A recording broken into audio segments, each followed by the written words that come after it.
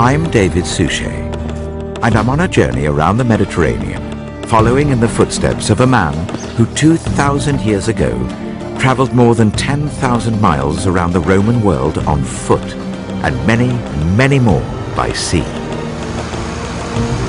This is extraordinary. We must appear that size from up there. For the last 25 years, I've been fascinated by St. Paul. He was a hugely controversial figure in his own time. He still is today. To some, he's the man who did more than anyone else to transform Christianity from a small Jewish sect into the most powerful religion on earth. To others, he's a preacher of prejudices that have echoed down throughout history. And they must have thought the arrogance of the man. Absolutely. Here he is, on the basis of one vision, so he says. He's telling everybody what Changing they should all do. the rules. A man of contrasts and confusions. But if there ever was an historical character I've longed to play, it is Paul. So for me, this is a very personal quest. I could look like that. What do you think? A little bit. A little bit. I'll be seeking out clues in the places he visited, deciphering new evidence from the latest archaeological research, and meeting expert witnesses from around the region to help me uncover this remarkable man hidden within the pages of the New Testament.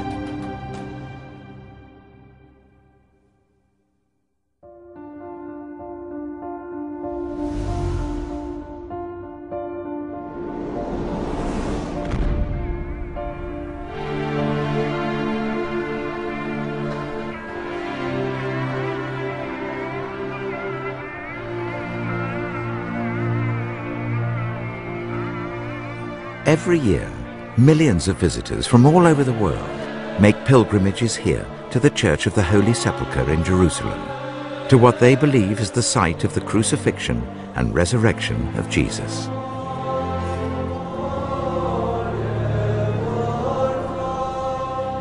But the reason they remember this crucified carpenter is down to just one extraordinary man.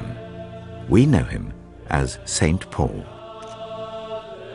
More than any other individual, Paul was responsible for transforming a fledgling Jesus movement from a minor sect of Judaism into a new religion that would one day become known as Christianity. Without him, the new faith could have died out 2,000 years ago.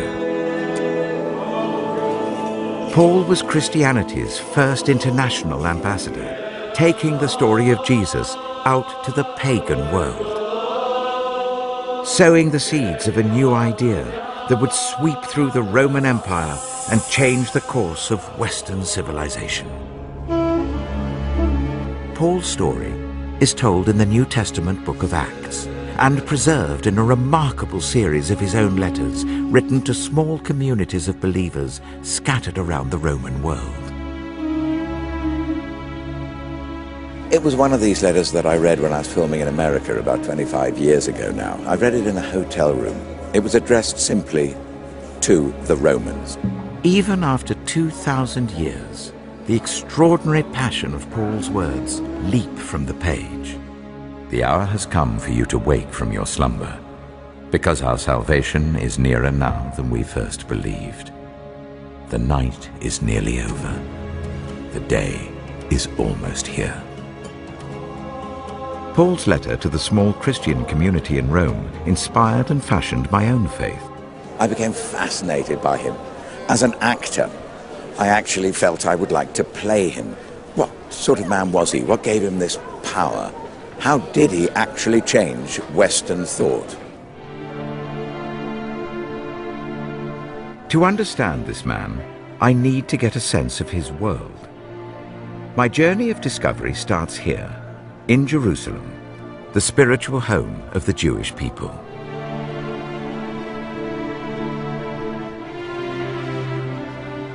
It's so good to be up here and to look down on this extraordinary city.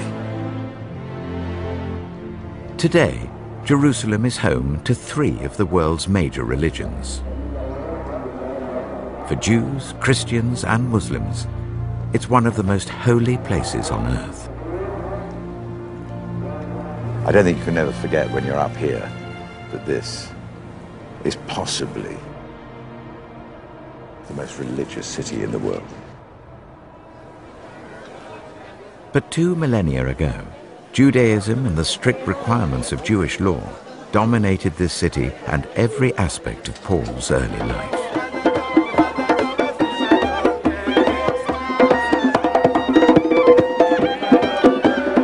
Today, Jewish boys enter the world of adulthood at the age of 13.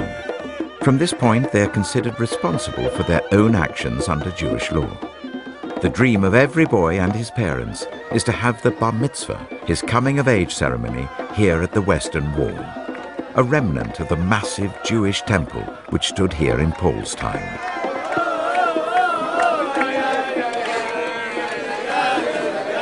I mean, to all intents and purposes, it could be a wedding.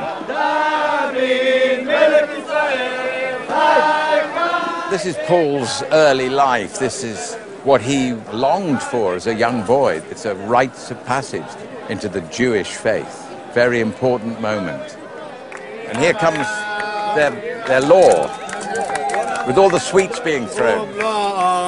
You touch it. See, they don't mind who touches it. I touched it. I'm being pushed out of the way now.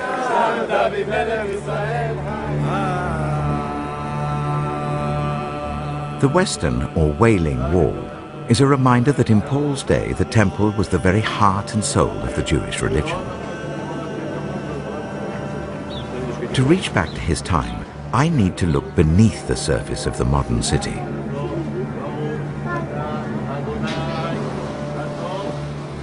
We are going now down underground to a tunnel. And that tunnel was built under the main street of Jerusalem. You see how deep you go down. Jerusalem is one of the world's richest archaeological sites, and recent excavations offer tantalizing glimpses of the city Paul would have known. Archaeologist Eli Shukron took me beneath the streets to a recently discovered drainage channel filled with historical clues. This is really narrow. You are in a tunnel. I'm in a tunnel, all right. Yeah, this is the experience. I'm in a 2,000-year-old tunnel. Yeah. You saw that stone? Yeah. This is the foundation of the Wailing Wall. Let's see it closely. This is the original Stone, original foundation of the Western Wall, the Wailing Wall. The Wailing Wall. So we're right underground. We are right underground on the bedrock. You see, this is the bedrock, and this is the first stone of the Western Wall. How old? 2,000 years. 2,000 years. Yes. That is mind-boggling, actually, absolutely. Look at the size of them. What am I going to do now? Am I going to dig? Yes, of course. We're going to dig. We're going to dig in our excavation. I'm going to uncover a bit of the Western Wall for the first time in 2,000 years. Wow. And then what you need to do, just to take the dirt here, between the stone of the Western Wall, okay? And here we have a piece of pottery. Oh? Piece of jar, the rim of the jar. 2,000 years old. There's dirt on it. And this is the rim. You can see the rim of the jar. There it is, look. And I'm uncovering the Western Wall now. Now I've got the Western Wall for the first time. Yes. You never know. You never know with every move that I make with this what will be uncovered. I'd like to spend a longer time here. Change of career, perhaps? You love your job now, David. I love my job. Scraping away at the foundations of the Western Wall had literally put me in touch with Paul's time, but darker clues to Paul's world had survived in these tunnels. Jerusalem may have been Jewish, but it was also occupied by a brutal foreign invader. Eli's just told me this stone is the main street. Above us. Above us. This is the main street. So that's the main street, and we're in the main drain. The tunnel had been built to drain rainwater from Temple Mount, the site of the Jewish temple. But it was to become a secret escape route for rebel Jews. In the year 6 AD, around the time of Paul's birth, Jerusalem fell under direct rule of the Roman Empire. The Jews never accepted Roman occupation. Their very presence defiled the holy city, but any protest was mercilessly put down. The Roman army maintained its iron grip on Jerusalem throughout Paul's life. In 70 AD, a few years after his death, they would lay waste to the city, destroy the Jewish temple, and on discovering these tunnels, they massacred everyone they found. Did you find any Roman artifacts in here? Yeah, we found a sword. A Roman sword? Roman sword, yes. God, I wouldn't like to have escaped in this tunnel. It's very, with no light. Yeah, there's no light. You know, it's very, very, very, very... People frightened. Yeah, people fighting, and the Roman above you, on the street, walking. Gosh.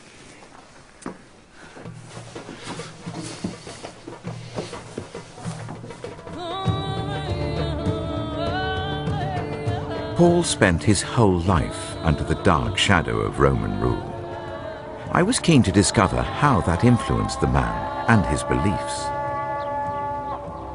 Since antiquity, Jews have sought to be buried here on the Mount of Olives, where they believe their long-awaited Messiah, God's chosen leader, will first appear to usher in the end of days.